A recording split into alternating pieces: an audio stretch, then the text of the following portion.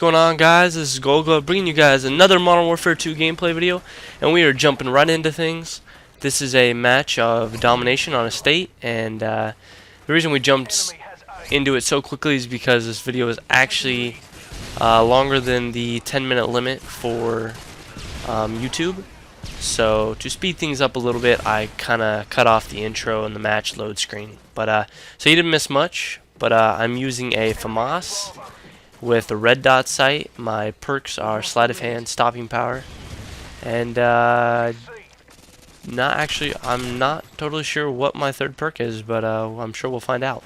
But anyway, as you can see, I got my first kill right there, and you know, this is gonna be a good match. It's one of the ones that I have filmed.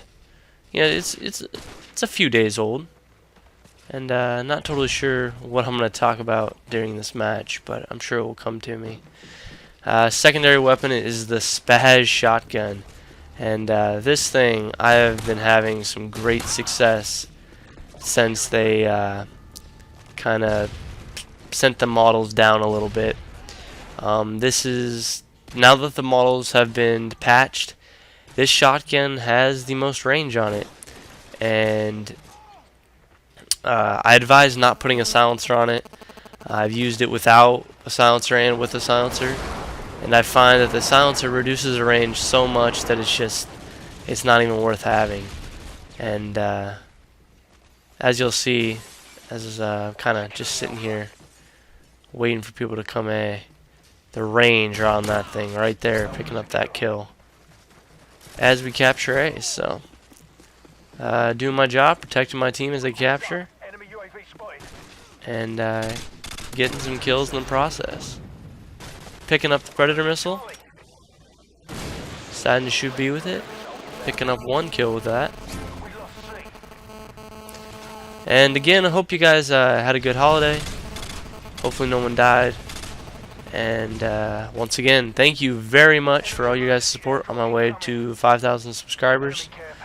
I'm almost 1,000. Excuse me. I've almost got 100 more subscribers already, and you know, they just keep rolling in. So picking up the Pave Low, but unfortunately the enemy has a helicopter out already, so I can't use mine just yet. But no worries. That just means I've got some air support on the way, and I'm 9-0 right now, so I can just, you know, keep on going. As you guys can see, I'm partying up with Mr. Neon Whale, who is my little Asian malnourished friend. No offense to any Asians, I love you guys, but you know, just kind of an inside joke with him. And him and I are just wrecking some havoc on some Domination. As we get Predator missiled inside, not sure how that works out, but nonetheless, I died. So that was my first death. And, you know, that's fine with me, because I already have my Pave Low, I already got all my kill streaks. Let me do it again. And my Pave Low gets called out. And, honestly, that's kind of a cool addition to this game. I like that it kind of actually suits my playing style more, because in Call of Duty 4, I always wanted to call my kill streaks out right away. But I finally learned that calling your kill streaks out right when you get them, it doesn't help your team as much. But if you waited and called them out after your death, it would help up your kill streak again, and it could give you, it could give you more air support. But in this game, that is not how it is. You call it out, and it'll up your kill streak for only that life. So if you die and you use a kill streak that you got the last time you were alive, it doesn't up your streak towards more kill streaks. And like I said, that just suits my playing style a little better. And you know, I like it that way. So, and this way, you know, you let your Harriers and your Pave Lows and your chopper gunners, you let those do all the work, and you know, I'm on the ground doing work myself and getting more kills. So potentially maybe I can get another Killstreak loadout and, you know, add more.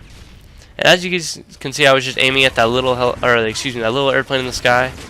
And I know a lot of you don't even know this yet, but that was a UAV plane, which is you're able to shoot it down. And I didn't shoot it down because I didn't want to give away my position. But a few clips with an assault rifle can take it down pretty quickly. So, you know, if you got some cold-blooded on and trying to go for that cold-blooded challenge, that cold-blooded pro, shoot those UAV planes down, and that will count towards your challenge. So don't forget that, and you can take out their UAV pretty quickly. Take away their advantage.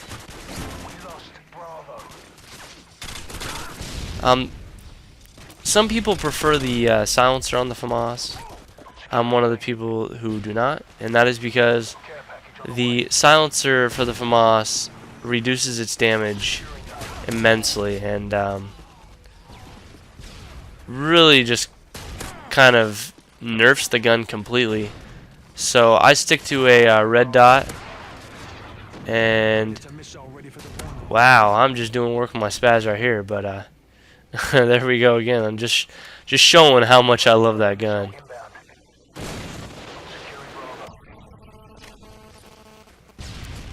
As two people run by me, picking up another Harrier on the guy with painkiller,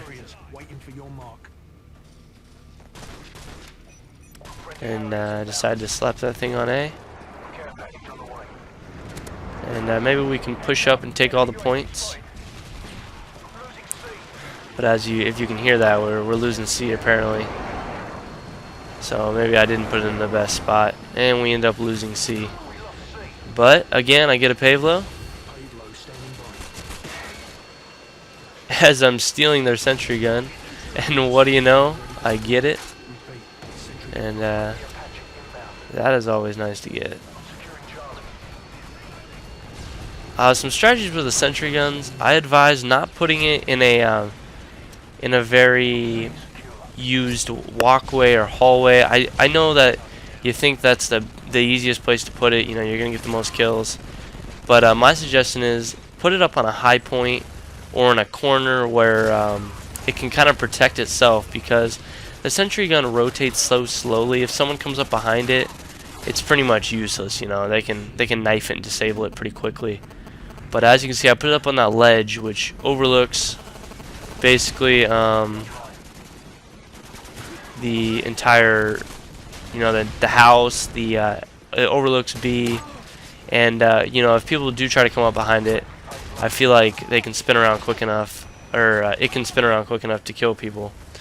So yeah, just, you know, try to think about it when you're using sentry guns, and just kind of play smart with it, you know. Like I said before in my other videos, I'm not a fan of using the sentry gun as one of my kill streaks. You know, it's fine if I get it in a care package, but using it as one of my kill streak loadouts is not something that I'm a fan of, and I don't use it. So as you can see, despite my many kill streak rewards, this game is still very, very close, and that's because we keep losing our points, and we can't really hold down 2 for very long, as it is tied now. But we capture A just in time and end up retaking the lead, as my Pave Low is just going off, and I'm sitting up on this little ridge picking people off. And I'm not when it comes to domination, I am one of the guys that just goes for kills. I try to help my team by getting kill streaks, by taking out the enemies, and by making it easier for my teammates to capture. I'm not a fan of just, you know, camping in the defend points and you know, going from point to point and capturing. I feel like those are the people that die the most. And yeah, you might be playing the game, you know, getting the objectives more than me, but in the end, if my team wins, it's more so because I helped them by taking out the enemy and allowing them to capture. So that is kind of my role when it comes to matches on Domination,